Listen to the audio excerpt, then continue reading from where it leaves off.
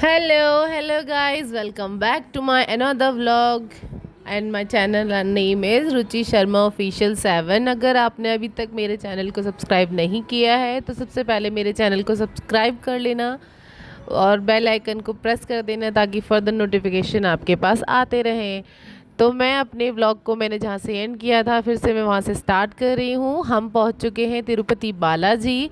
तो उससे पहले हमने कविश का गुंडू कराना था। एक्चुअली वहाँ साउथ की साइड ना मुंडन को गुंडू कहते हैं, जैसे कि हमने कविश के लिए बोला हुआ था, इसीलिए हम कविश का और कविश के पापा दोनों अपना अपना बाल दान करते हैं। मतलब वहाँ पे बालों को कटवाना सबसे अच्छा दान समझा जाता है, इसलिए दोनों गुंडू हुए थे वहाँ पे।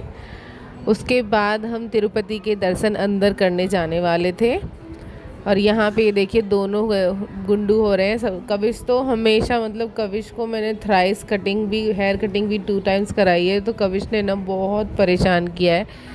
वो हेयर कटिंग भी ना बहुत आराम से बिल्कुल भी नहीं कराता है, बहुत रोता है। इसमें भी बहुत रो रहा था, इसलिए मैंने इसका वॉल्यूम डाउन कर दिया है। बहुत ज़्यादा रो रहा था और उसको संभालना भी बहुत मुश्किल हो रहा था। पहले मैंने उसको पकड़ा था क्योंकि उसके पापा गुंडू हो रहे थे। उसके बाद जब वो मुझसे नहीं संभला तो मैंने उसके पापा को दिया और फिर मैंने उसके सर को पकड़ा, उसके पापा ने उसके पैरों को और हाथों को पकड़ा, तब जाके उसका अच्छे से गुंडू हो पाया, नहीं तो वो नहीं करने दे रहा था कुछ भी।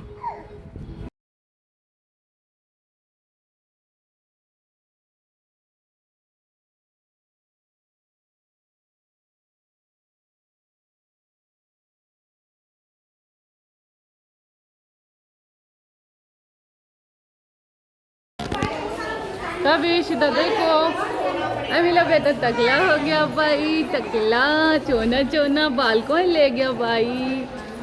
हाँ कौन ले गया तुम्हारे पास? फिर पापा भी टकले हो गए। उसके बाद हम निकल पड़े जिस कार्य के लिए हम यहाँ पर आए थे, उस चीज़ के लिए। कविश बहुत ज़्यादा थक चुका था तो वो सो गया था। उसके बाद हम दर्शन के लिए निकल पड़े थे। दूसरी हमने गाड़ी की थी to go there near to Tirupati Balaji temple.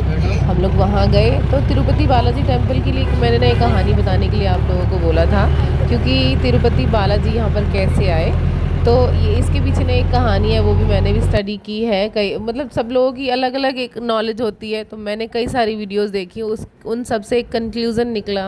मतलब एक कंक्लूज़न निकाला, जैसे कि मैंने सारी स्टडी की उसमें से एक निकला है। तो वो है कि जैसे जो महर्षि भृगु थे ना, उन लोग मतलब ऋषि मुनि जब तपस्या कर रहे थे। एक्चुअली कविश बीच में बाबा की याद करने लगा था तो वो बोलने लगा था। तो मैं बता रही थी कि महर्षि भृगु और उनके जितने भी साथी थे ना, वो एक यज्ञ कर रहे थे।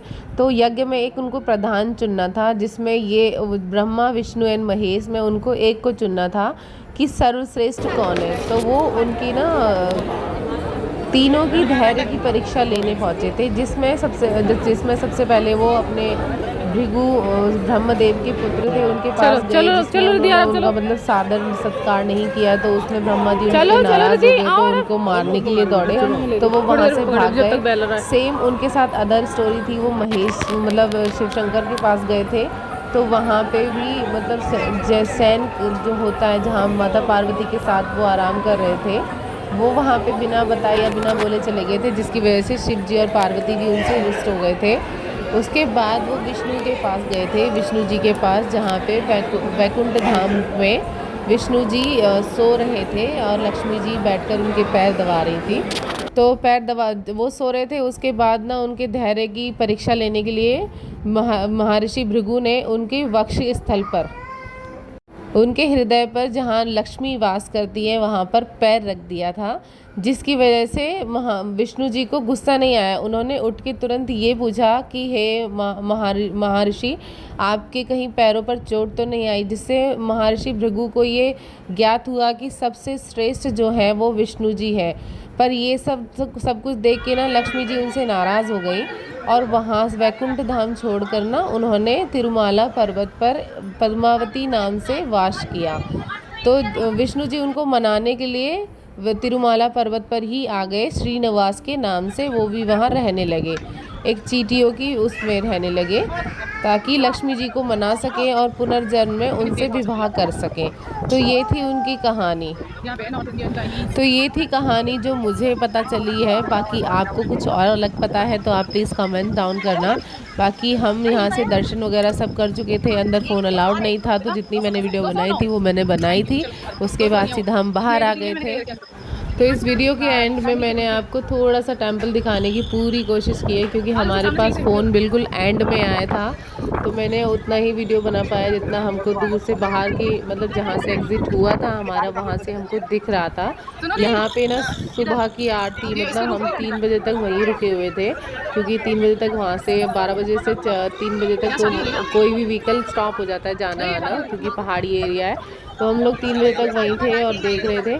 तो देखिए सुबह 3 बजे ना सुप्रभात आरती वेंकटेश महाराज की होने लगी थी। ये देखिए ये जो पीछे वाइट कलर का दिख रहा है उसके जस्ट अपोज पीछे साइड है तिरुपति बालाजी का जो धाम है, जिसके अंदर वो है। सो आपको कैसा लगा मेरा ब्लॉग कमेंट करके बताना। अगर आपने अभी भी मेरे चैनल को सब्सक्राइब नहीं किया है तो चैनल को सब्सक्राइब कर लेना, क्योंकि अगला ब्लॉग जो आएगा वो रानी पद्मावती टेम्पल का ब्लॉग बनाऊंगी मैं। ये देखना हमारा जब एंट्री हुआ था तो हमारा फेस कैसा था, हमारा जब एग्ज़िट हुआ तो बच्चों का, हम